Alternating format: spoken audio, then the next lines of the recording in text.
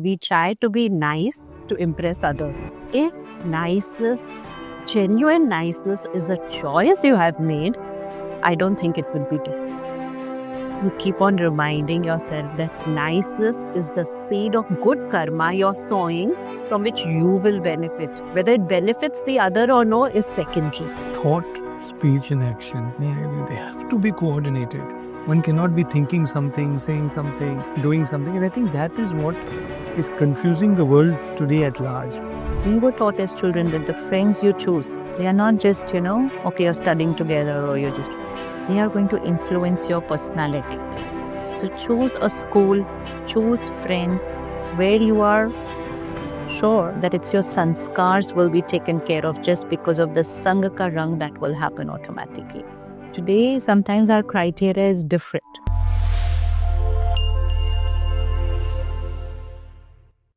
Today's ThinkRight Podcast is truly a special one for me at least, because I have here sitting in front of me two people who I have known for decades and conversations with whom have definitely shaped and influenced a large part of what I've become. I think two spiritual leaders today who are committed to not only, making a change in the people that they touch and influence, but really look at their role as some people who can humbly and meaningfully, create a change in the world. So really privileged to join here with us, Didi Krishna Kumari, the head of the Sadhu Vaswani mission. It's just such a pleasure and honor to have you here with us on this podcast.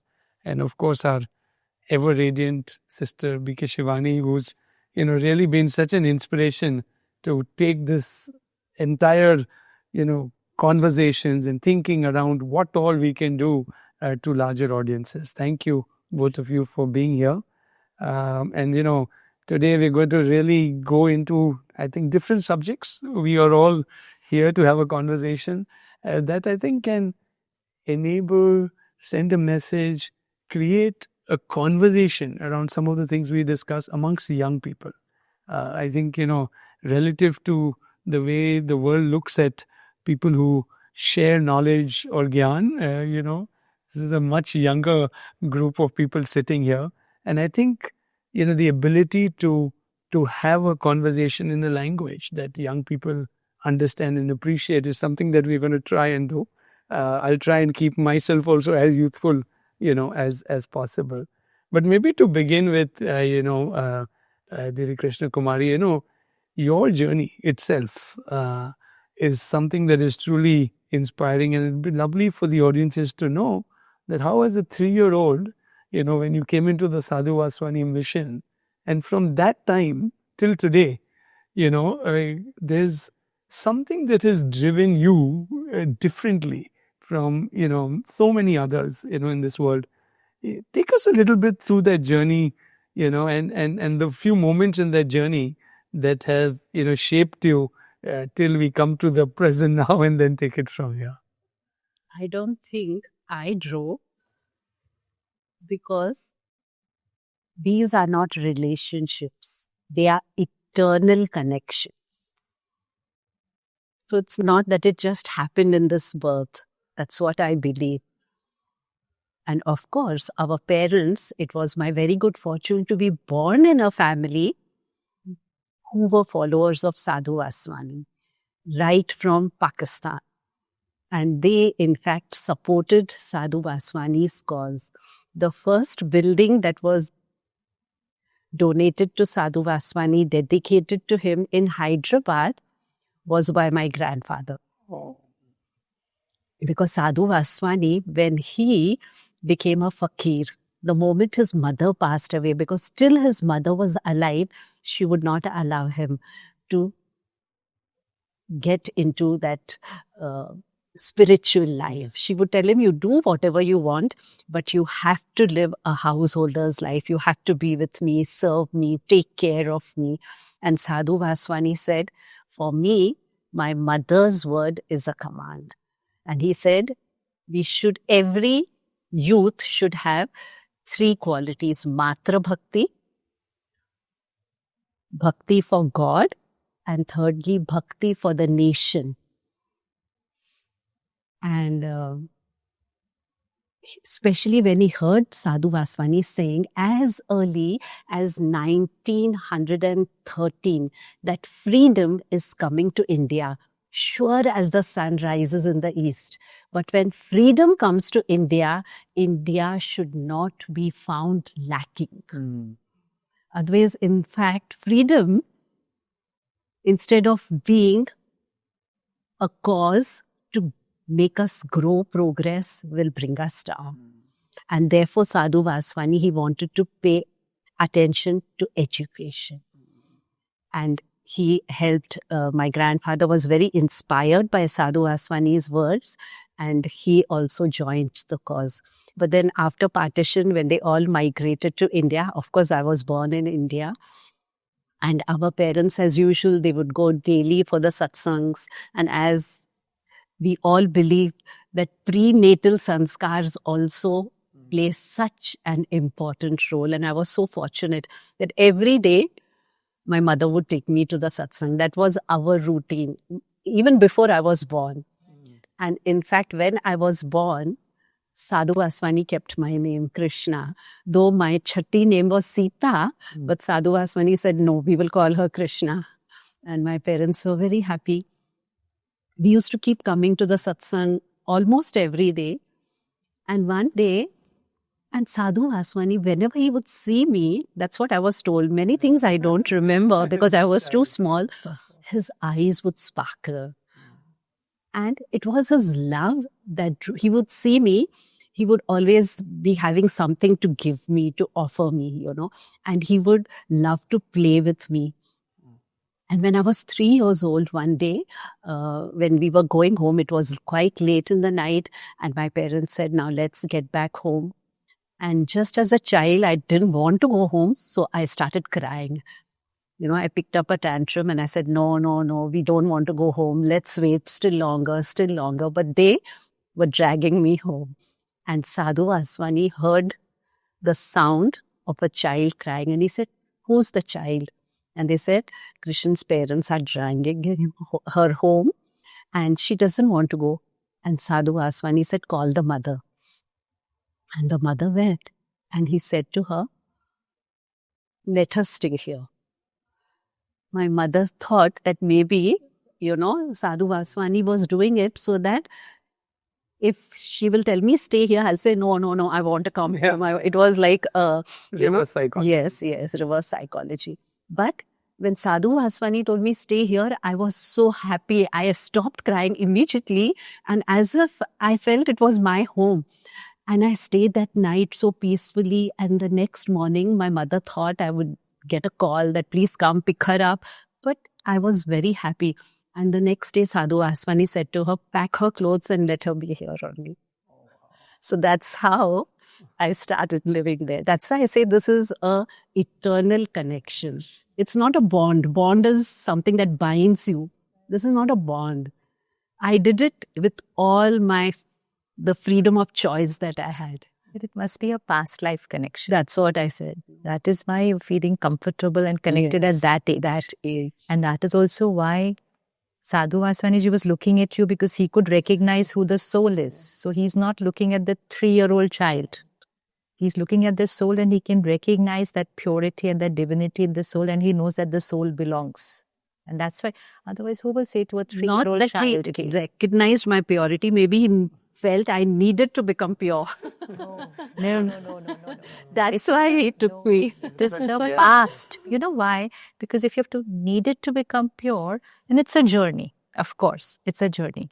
But to ask a 3-year-old child to stay there, it's because he knows that you will just come there as if you've already belonged there. You've already belonged there. And that's because you have already belonged there. And that's why you just go as if like, this is nothing new for you. And I was so familiar as if with everything. Exactly. You know? That's what, it's nothing new. Then they will just go in there like, this is where I belong. So otherwise, why a 3-year-old child cannot shift from home and suddenly stay in an ashram? It's because of her past. Your journey is so unique, right? At some point, even this shift came in your thing, right? So when you look back, how do you look at that from your particular thing? The first time I went to a center, the Brahma Kumari Center, I must be first standard, second standard, what age that must be, 6, 7, 5, 6, 7. And the first time I went with my grandmother, and there's a meditation room at every center, and there is Brahma Baba's photo also, and of course Paramatma's picture there. But when I saw the photo there, and I said, I know him. And I thought he must be here only around. I will get to see him. I didn't know that no more there. So I just came out and I said, I had two very, and it's so clear even now. One, I know him extremely well. And second, I am somebody here. Like, here. Belong there. Yeah. Matlab, now I think of it, why will a 5, 6-year-old child think that I am somebody here? But it was not a logical thought. It was not a created thought. It was, this is only where I belong here and I know this person. It was so clear. It was so clear. And then I used to go to the center with my grandmother and she would listen to the Vani, the Murli. And I would just sit there and listen as if, but I thought I was understanding everything. And then the teacher, they used to say, none of the children listen like this. Everybody will play around when their parents and grandparents. I will sit there like that through the entire hour. And as if I am, and I would come home and share everything with everybody. This is what came in today's Murli. And then we get prasad there and then we have to wash our own plate. It would just come to me as if I've done this all my life. It's like very easy for me. But then later on, like in her case, she got that thing that past life sanskars were nurtured. In my case, that did not happen. So then after that, when I stopped going there because it was in Chandigarh, the next 20 years gap, that's what I always share with every parent. If your child has come with a past birth sanskar, the past birth sanskar will fizzle away by the age of 6, 7. You have to nurture it in the present. You nurture it in the present and then it will continue. If you don't, then that past life sanskar fades away. But then finally after 20 years, it did come back again. So maybe that's how the journey is. That's an important point, right? Because it's a great example of here to people. Because it is there and therefore the importance of, that nurturing in childhood, the role that parents have to play. Not in childhood, when the child... we often talk, we are doing everything with Gen Z, Gen Alpha. 2025 is the year where Gen Beta, so a lot of pregnant mothers and women, we said this is where the year starts for the next generation, that the world is going to see. So I think you're right. It's something that, comes out and there's such a strong thing we see coming everywhere, So like she shared, mother going to the satsang daily. Right. And so we see that at the center, you also would be seeing. When the mother is coming to the satsang daily, again, there are two ways for it, One is mother is coming to the satsang and so the soul in the womb is absorbing that sanskar. The other we see is parent is not interested. But once the soul enters the womb of the mother and has come with a past birth sanskar, the parent will feel like coming to the satsang or feel like, but it's like they feel like eating something different when they are expecting. Then they say that it's the baby who wants to eat. Yeah. So it's the baby who wants to come for the satsang. It's the baby who wants to come for that experience. And that is what gets the parents there. Yeah. So it's... It is both ways. So always at the center we ask, who got who? Yeah. So there's normally a kid says, I got them. They were not coming. I got them. So and if you think of the future, today's young audiences have to realize that power that they have.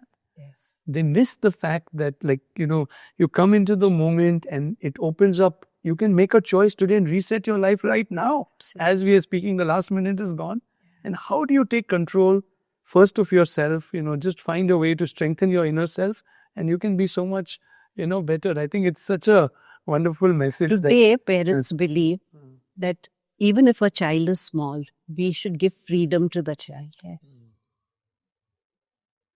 But the child has to be nurtured and he has to be made strong so that he can make the right use of that freedom. Correct. We give freedom before teaching them how to use it. Yes. And therefore, when they grow up, we come up with all these problems. And therefore, you talked of education, right, as being a core fundamental pillar of that. So, the education, the Mira institution, delivers. I think this is a part of the process from the early days, right? How strengthening oneself. It was in 1933 that the first school was started by Sadhu Vaswani in Hyderabad, Sindh. And he had only a 1 anna coin. And he said, with 1 anna and my faith in God, I'm putting the foundation of this school. And if it had to grow with God's grace, today we have over 20,000 students who are studying with us. And that needs to scale to 2 million, because the right, values, imbibing them at an early age is so critical. When I was a child, Sadhu Vaswani, he used to play ball. He used to tell me, you catch the ball, first you throw the ball, and then we will catch it and throw it to you. And 2-3 of them would stand in a circle, and Sadhu Vaswani would tell me, choose to whom you want to throw the ball. So I was interested more in the game. But just imagine, from that small age, he would tell me, the ball that you're throwing at anyone is your thought. Be careful. As you throw the ball, you're sure that the ball will come back to you. Similarly, the thought that you throw out to this universe, it will come back to you. Whether the other person is aware of it or not aware. But you will be a recipient of what you have given. So just these seeds are sown into us when we were children. Even every game we played was explained to us that why are we playing this game. And being that mindful about every action, every choice, and being able to do that 24/7 every day of your life is, I would in some term way describe as, the enlightened or the right life to live. But how does one make that happen all the time? Actually, it's not how to make it happen. It's one is you start studying about it. So it's one aspect of life where probably we were not taught from kindergarten, but we can start at any age, So when we come to the satsang, it's a daily study. So once you're studying it daily, like every day you're studying your thought. We are not studying how to behave, how to speak. We are studying how to think. We are studying about what's the intention behind your thought also. If it is seva, it has to be niswart seva. It is selfless. So it's a subject. It is a subject of how to think, the art of right thinking. So once you study that subject daily, obviously you will start understanding the subject. So you will start having the mastery over that subject. Then that subject also teaches us that it's not a 1 hour satsang. And it is about, okay, today this is how you will be with everyone. Then it will teach us, okay, but if someone is like this with you, then you will create this thought. If someone insults you, you will create this thought. So very clear how we need to think. So automatically it will be there on our mind. It may be 10% for somebody, 5% for someone, 50% for someone, but it will stay on the mind. So 2 things impact. One is that daily satsang, which means that thought process has to be injected into my system on a daily basis. Anyone who doesn't take it daily will not experience that kind of transformation. So at the centers in the satsang, we have everybody who's coming. Somebody will come once a year, someone will come once a month, someone will come once a week, someone will come daily, someone will come twice a day. And the more it's going in, the more it's coming out in their personality, in their behavior. Then of course, everybody will internalize it in different ways. But very soon, you don't have to look at it. It's automatically your place of attention. It's like this office. If someone is in charge of keeping this clean, their attention will go only towards it. We could be sitting here, but we would not be paying attention. What's here? What's there? Is it right? Because it's not our subject of concern. We may notice something, we may not notice it. But for the one who's responsible for it, they will notice even a slightest shift in how perfect everything has to be. So this is our priority. This is our subject of concern. Because we understand, take care here, rest, everything follows. Everything follows. You take care only yours. Actually, it's a very easy subject. People feel this is difficult. We feel taking care of so many things is very difficult. You just take care of one thing, other things automatically flow. Such a, the way you explain and the way you speak, it's so simple technically, but still so hard, right? Because we don't have a subject in schools saying thinking or the power of thought. We read it as inspirational books.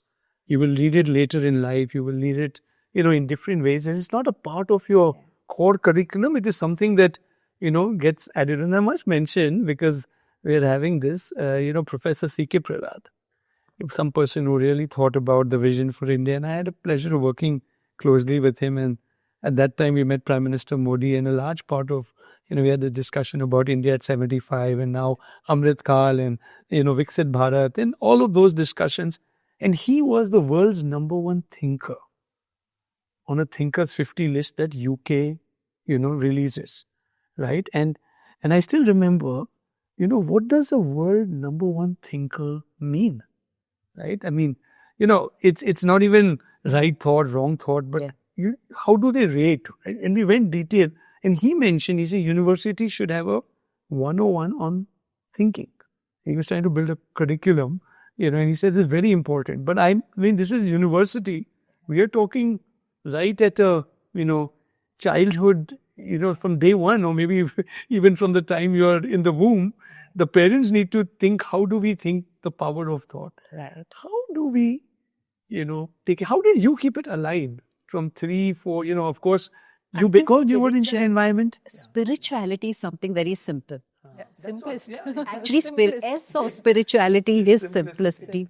We make it complex. If someone will just tell us, no, spirituality is awareness. Spirituality is what you do doesn't matter. The way you do it, that is important. I think we will not even be interested in going to that organization. We love complicated things. We like to be told, no, there's a process. You have to pass through the first stage, reach the second stage. It's we who do it. But spirituality, that's what has drawn me to our masters. They were very simple. Everything they did exuded spirituality. There were no do's. There were no, don't think something that is negative. No, we were never told. What is their vibration, their aura, the way they did it, we just imbibed it. We were never told be kind. But every gesture of theirs. So it comes to you spontaneously. It's not forced upon you. It's not taught to you. You're not told that this is what you do is not right. No. You just pick it up. And then it stays with you. And that environment kept that evolving. So from 3 to 13 to 23, how did things change? Were there any time during this phase when, you thought, is this the right place for me? No. I don't think that thought ever came to me. Never came. Because it was a beautiful journey. I felt, why do you feel like continuing? Because you see yourself evolving, growing, becoming better. You don't have to do things for others. Today, whatever we do, we are more concerned what will be the opinion of others, what will be their validation. It was just yesterday that a youth, he has graduated from MIT and he came to me. He said to me, I'm just thinking about my life. I've put in so much effort, but still I'm not happy. I don't know what is the purpose of my life.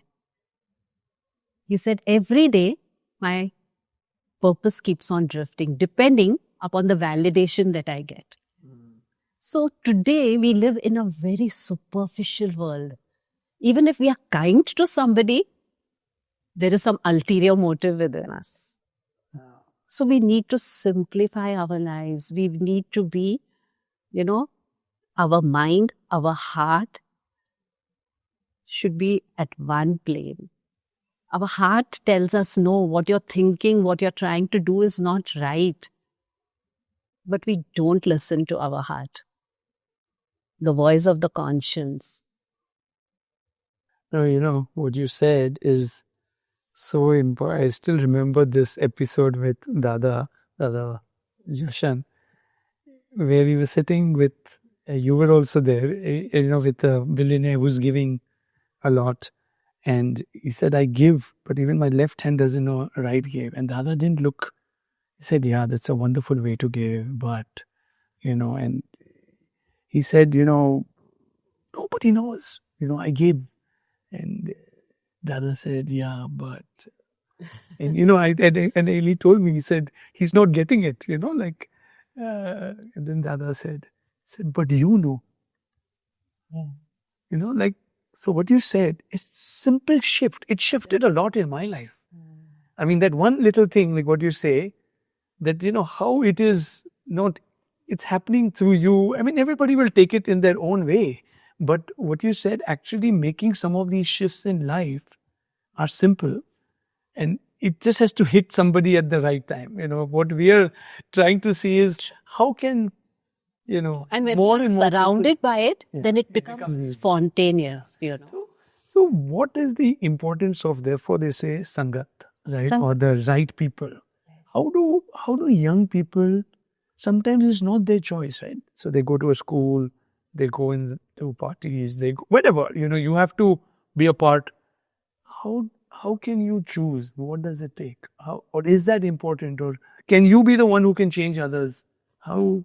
Yeah, because any shift in you will always radiate as a vibration to everyone around you, right? So this way or that way, any shift in our energy is going to radiate as a vibration. So even as children, we used to learn Sang ka rang. Your Sangat will color you through the vibrations, because your Sangha vibrations is coloring your vibrations. Now our Sang is not just people, it's also all the content that we're around with, we're addicted through that. Even that is influencing our vibrations. So we were taught as children that the friends you choose, they are not just, okay, you're studying together or they are going to influence your personality. So choose a school, choose friends where you are sure that it's your sanskars will be taken care of, just because of the Sangha ka rang that will happen automatically. Today, sometimes our criteria is different, that we're choosing somebody who's more influential, achiever, which is all important. But in their company, it is going to create a shift in my vibrations.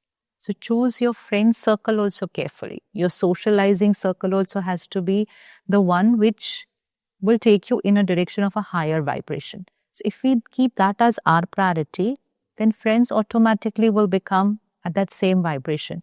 And of course, if you can come to a place where people who are working on themselves in the same direction are coming together on a daily basis, that's a very easy way to create that shift within you. Because I normally say, it's like the local train or the metro. There's so many people getting out of it or so many people coming in. You just have to stand in one of the directions. You will automatically go out or come in. So you just choose that you're standing in the right direction, because just the mob will either take you in this direction or that direction. So school, I'm going to go daily. College, friends. Can I choose a place where I can go on a daily basis where there is a Sangat, which means people are coming together to, meditate or for a spiritual study? Just the vibration of that place creates a shift in people.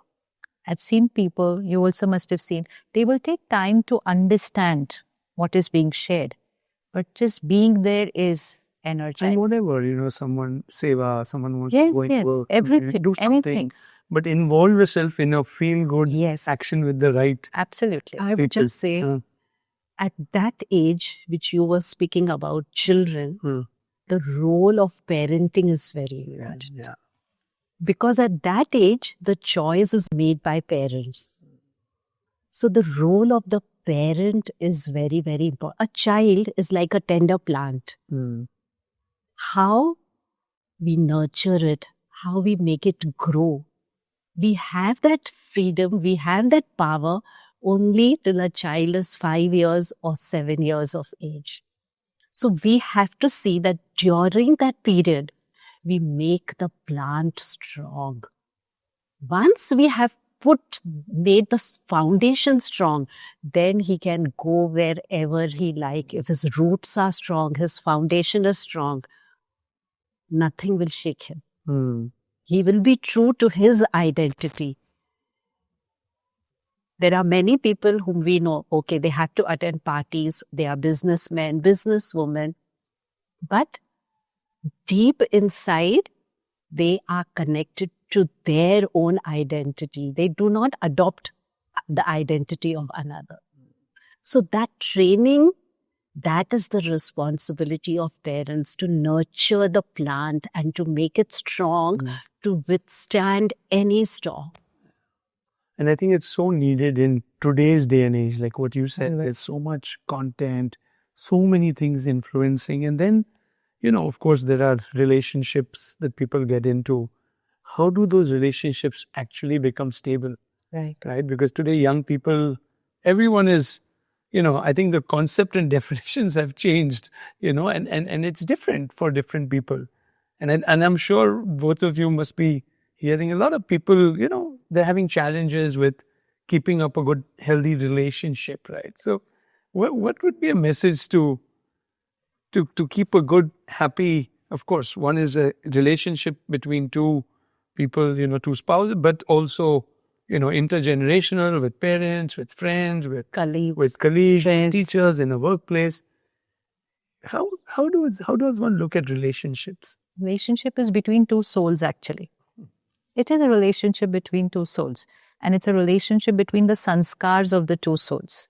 So those two souls could be parent-child, those two souls could be husband-wife, they can be siblings, they can be colleagues. But it is the sanskars of the two souls. And it is the sanskar, and then through the sanskar, the energy exchange that is going to happen between the two souls. So if there is acceptance, then it's a flow of acceptance between the two. If there is criticism, judgmental thinking, rejection, then that is the flow of the energy between two souls. Now, I can't expect that the other soul will have the same sanskar as me. But what we have seen with so many who come on this journey and start working on their sanskar, the first thing that benefits is their field of relationships. And so that helps us to understand you don't need two people to work on themselves to create harmony in that relationship. Even if one does it, they're able to mold the direction in which that relationship would go, which means if earlier there was more of argumentation, there was more of... Now one person has learnt that, it's just my ego which is hitting with the ego of the other person. So if just one out of the two also takes charge and say, okay, silence, okay, let go, okay, bend a little, that's humility. That's not weakness. The world will say, oh, you're bending every time. The other person will exploit you. The one who's bending now understands, no, this is just a strength. Nothing, this is not a weakness. So even if one does it, the relationship will start shifting. And of course, the vibrational influence on the other person will happen.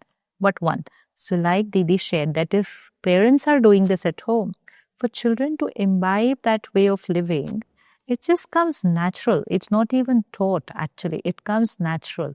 And along with that, if the parents are talking about it, they're sharing. One is through their vibrations, one is through their stories, one is through the way they are facing life.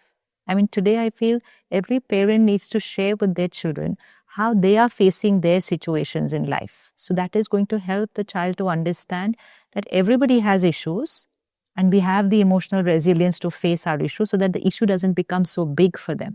That's what is all to be talked about at home, and they have to see it in action, and most important, absorb the vibration. So we always say, jo ghar ka vayumandal hai, jo ghar ka vibration hai, that is the nurturing. So before, people say, oh, the right time to have a child, when both of you are emotionally strong and creating a very powerful vayumandal at home. So earlier people would say, okay, is the mother physically healthy, so it's the right time. Now it is, are both of you emotionally strong? Are both of you in harmony? Then you think of inviting another soul into your family. And then actually, like what you also rightly said, is living that life, because the child is getting influenced. And I'm sure the future relationships also get impacted by the relationships that they see amongst their parents at home. Firstly, we should be clear, why are we entering into a relationship? Today, relationships are also based only to get. So when that becomes the focus of the relationship, then it becomes very fragile. That relationship lasts only when it satisfies you. Therefore, what is love? That is most important. Love is not something that it's not a mushy love. Love is not passion. Love is not something that is attached to the physical. Love is that which is unconditional, which is self-sacrificing, love in action, a love that gives, does not receive, that accepts, does not demand, that trusts, that does not and does not doubt, that forgives and does not keep accusing. Because you did that, no. There are 3 types of love. The first is eros. Eros love is, if you're good to me, I will be good to you. Then there's the second type of love, philos. Because you're good to me, I'm returning that, reciprocating that goodness. But there is the third type of love, agape. In spite of what you are, I will be a giver. If relationships are based on giving, then they will serve. And then it also becomes very simple. As you remember, with Dadas, again, our interactions kept asking, what are the human emotions that, we should look at and we should promote and we should talk about him. Today that thing I go back to love, and the word was simply love. Today we are in a world of communications. We just keep on messaging each other, but there is no connection. That connection is missing. Communication is there. In fact, communication is so fast. Otherwise, if I had to communicate anything to a dear one who was away from me, it would take so long. Today there is instant communication, but there is no connection. And the foundation of every relationship is connection, which can never be set apart, which can never be broken. And I think, both in terms of parents creating that relationship with children and, of course, spousal, there is always this concept of, being nice, right? Or being, sometimes you want to be, good so that, or, you want to look good in the minds of others. And we often kind of take niceness as a virtue, right? And we say it's a good virtue to have. And we kind of equate it to maybe kindness, I think there are these subtle things like what you're mentioning, that, kindness comes with that selflessness at it, the spirit of giving. Niceness, sometimes you may have to be, not nice to be kind. Very true. Isn't that a real conflict? It covers all aspects of our behavior. Right? But kindness, it comes from the heart. I would say niceness is a trait that is very valuable. You must be nice. But kindness is a virtue. As we were discussing, we live in a superficial world. What we think is being nice, we project one thing, but inside there is something else going on in our mind. I will tell you, Rajan, you must come for my party. Without you, there will be no flavor in it. And inside I'm saying, I hope he has some other engagement on that day and he doesn't turn up. Or I will be shaking hands with you, or I will be giving you a broad smile. And inside, I will be harboring some ill will or some hurt within me. But kindness goes a step further. While smiling, I will send out a positive thought to you. Niceness will vary depending on the person, depending upon the situation. But kindness, you will go out of your way to try to be kind to that other. You want to be out of your comfort zone. You feel that is what I want to do. So I think kind people are nice, but maybe all nice people are not kind. Genuine niceness is kindness. And but that kindness is a virtue in every human being. I mean, ultimately when we go to like the virtues of the soul, there's dust on it, right? You got to kind of probably, clean it. It all depends on what we mean by being kind. So kind at a behavioral level, we are looking at behavior. Oh, they were kind to them. So-and-so needed something. They were kind to do that much for them. Somebody's talking nicely, say they were very kind. Kind, that is very behavioral. That's what she says, nice. You're looking nice. Looking nice in the sense you're behaving the right way, the nice way. But kindness is a virtue, means it has to be in your sanskar, in your thoughts. So even if someone is not being right to us, if someone's not behaved right, be kind. Be kind.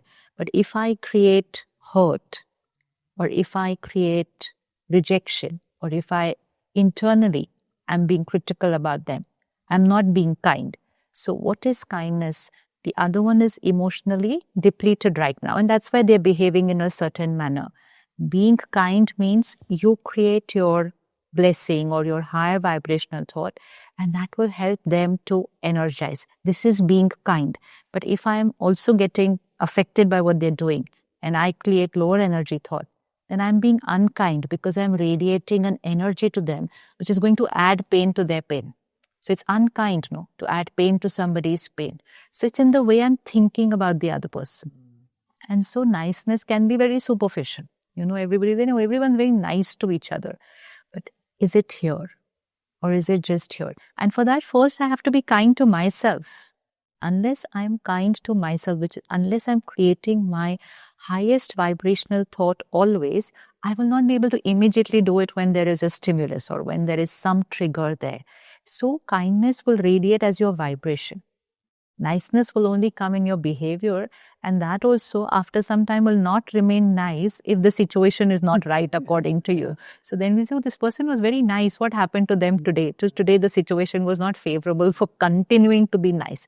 But if you're here, then you don't have to make effort to doing here. It will just flow very naturally. So it's being kind in your every thought to yourself, and then obviously automatically to everything around you. No, it's so important. You talk connection in thought, speech, and action. Yeah. They have to be coordinated. One cannot be thinking something, saying something, doing something. And I think that is what is confusing the world today at large.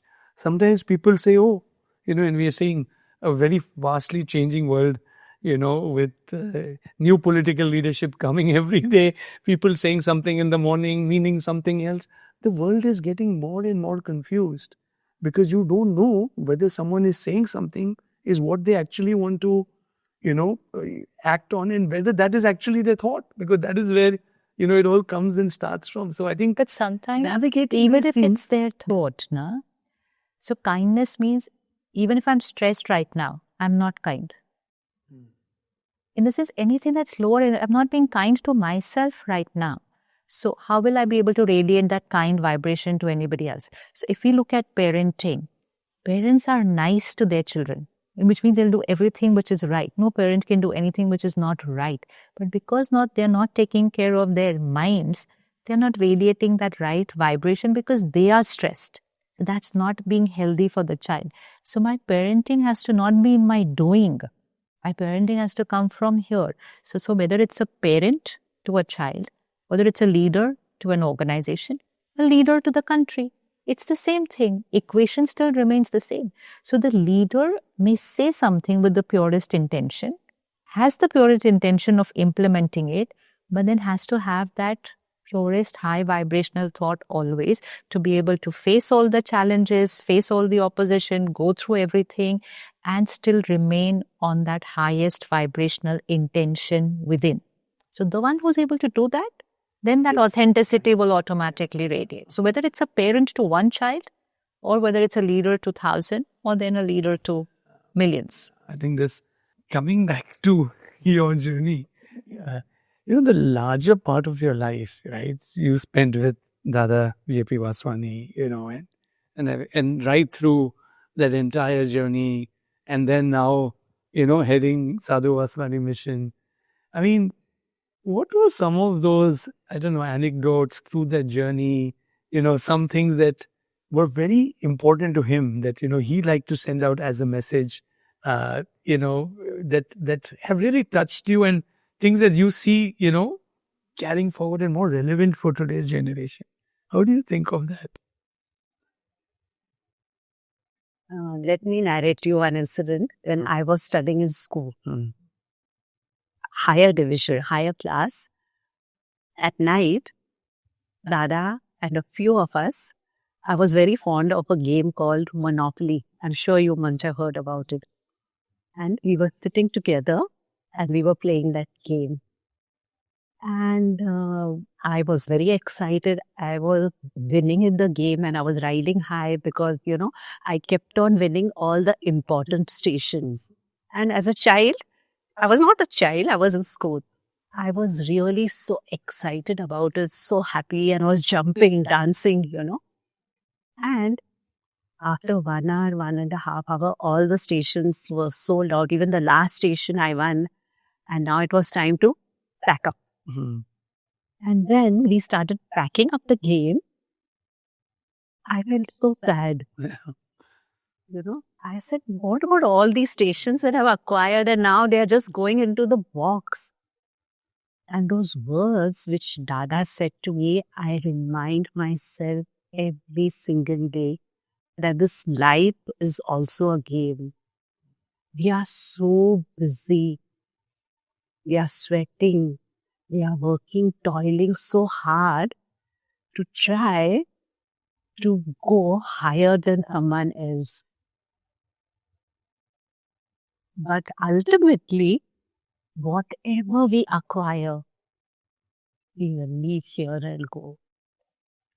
Therefore, all these are very necessary. All these stations are very necessary.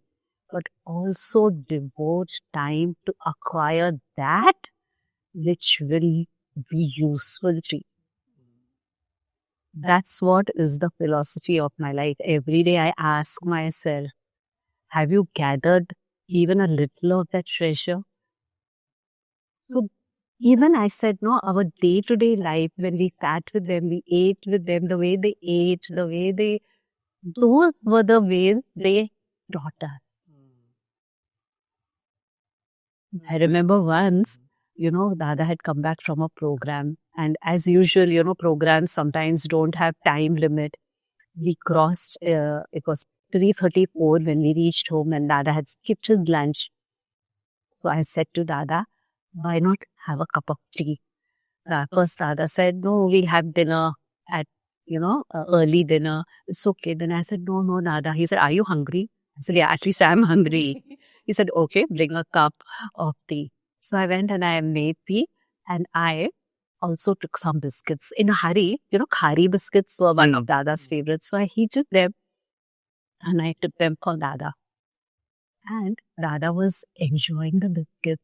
And then I realized that because I did it in a hurry, the bottom of the biscuits had got a little burned, And there were few people who were sitting with Dada. And they said to Dada, you're eating a burnt biscuit. You just wait. We'll eat some fresh ones and come. And what did Dada say to them? I was sitting there. He said, I like burnt biscuits. And I didn't say anything. I knew it was my fault, but Dada was being very, kind to me. And that man, he said to Dada, is it really that you like burnt biscuits? And the reply which Dada gave, I like the love in the burnt biscuits. It's so easy for us to find faults, to snap at people, to judge people, to criticize people. And this creates so many misunderstandings. Just these small things, they give us like a map of life. If you'll tell me to narrate, I think, I don't know how many episodes will be over. So let me know. This is the state of mind, right? Everyone is in that state. There is no way when you're in that connected state, you can do anything which is going to hurt someone else, because your core nature is not to do that, right? But because you're not in that, young people can say in the zone or in the thing, so you're reacting, you're not responding, you're not conscious of what you're saying. It's what they say, tu me, you said something, I said without anything. And that creates both conflict, it creates issues, it creates challenges. Not that we have achieved perfection. We also err, we also falter, but we try to become aware. I did this today. Then we try to take a U-turn. No, absolutely.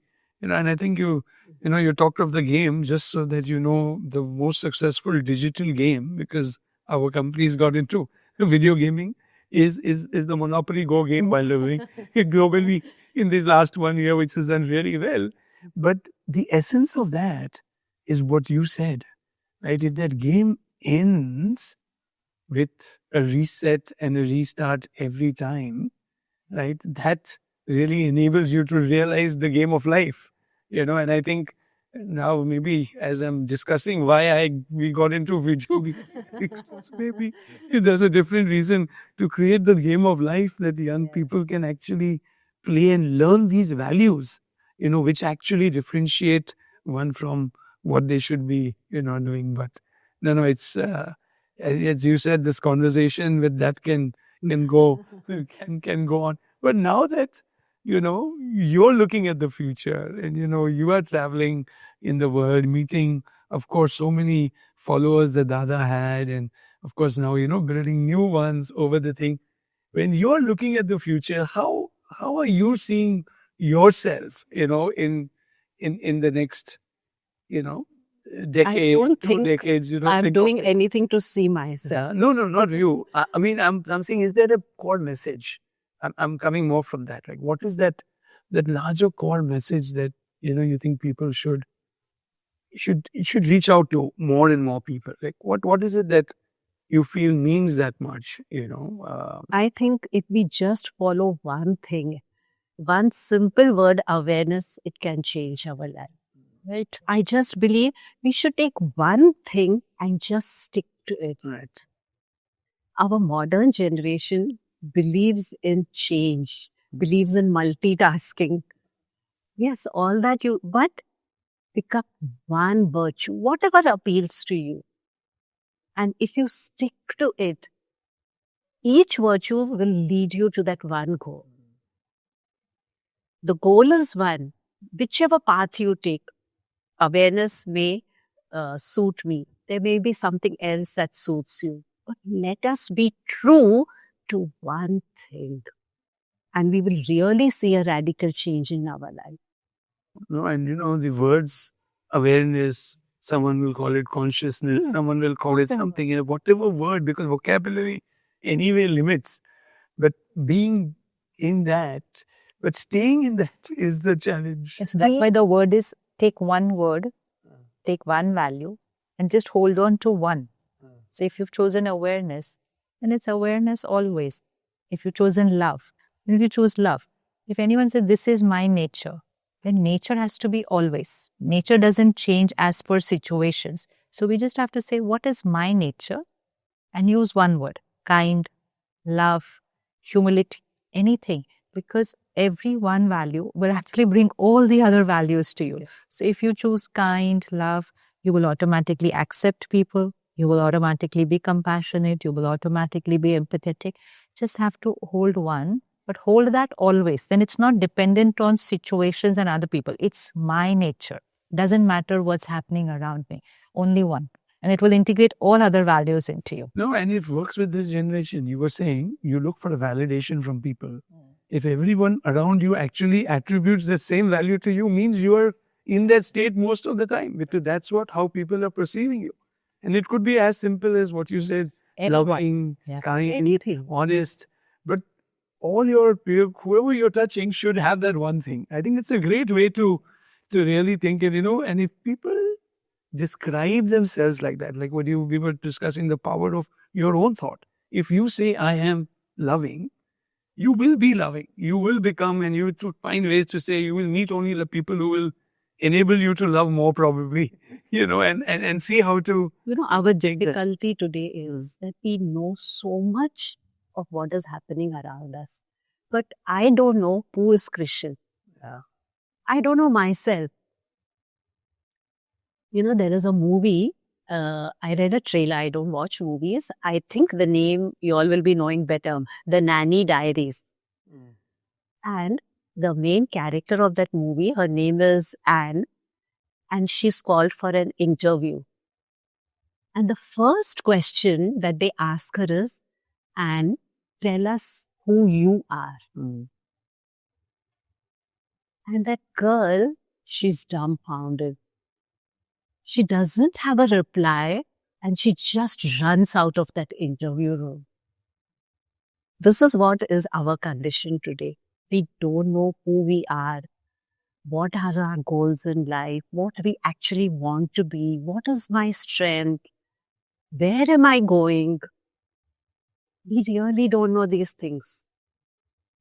If we are just aware of who I am, what I want to be, I think I don't need to do anything else. And to get that, if everybody in the world, we always say, can sit silently in a room for half an hour every day, that's all that it will take. Half an hour, no, start at 5 minutes, only 5 minutes. But every day, and for a few minutes, and silently, will not never. If everyone in the world does it, no, I think this world will become a paradise. Just 5 minutes. We do that moment of calm. But there is something, I think we'll convert this world into a dream. But I think that's the beauty of how change can happen, right? And I think when that change starts to happen, that also is as contagious and can grow as fast as we've seen probably deterioration of values and things like that. But I think it's been such a wonderful conversation, and I know we can keep going on. But we have one small section in this, because people always talk of rapid fire questions and all. So we are trying to do a mindful minute. So I will ask you a few questions. Maybe where you can answer shorter answers, but these are things that I think can hit the with people. I'll try to be mindful. What is the most important lesson you have learned in life? I think the most important lesson I have learned in life is see the good in all. Because what we see in others, we are imbibing that. If I find fault with someone, I'm taking that fault into me. So that's my way of living. I try to see the good and try to appreciate. Still one quality that you admire in others, a quality. Forgiveness. Because what I feel, that we are unnecessarily carrying hurts, grudges, so many things inside us. If only we will release them, because what is our richest treasure? It is peace. We are depriving ourselves of that peace.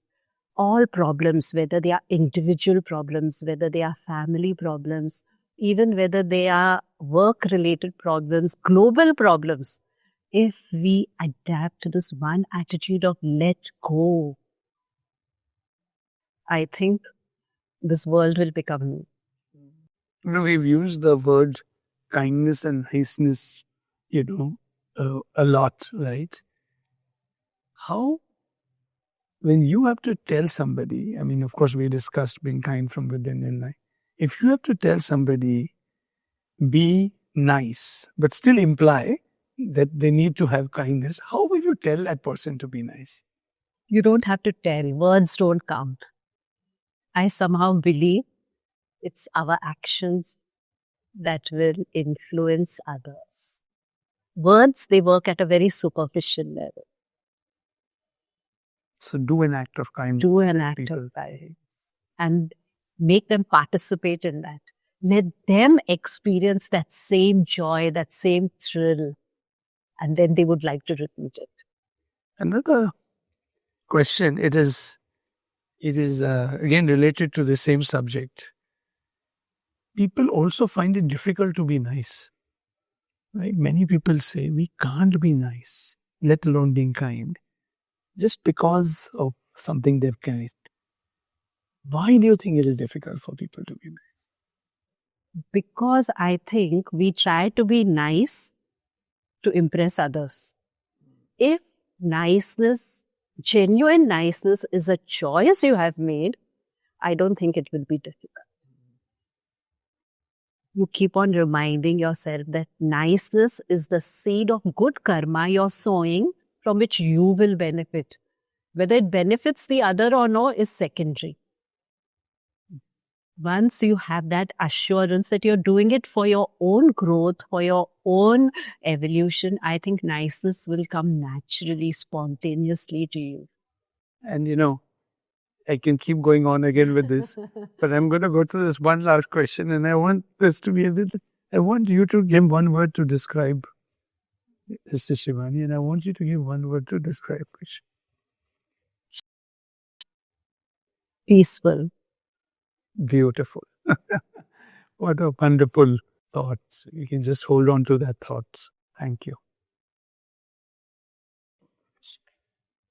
You too can start or enhance your mindfulness journey using the ThinkRight app on iOS and Android store. It's got a huge number of daily affirmations, daily journeys, daily meditations that will enable us to hold your hand as you move in this transformative journey of life.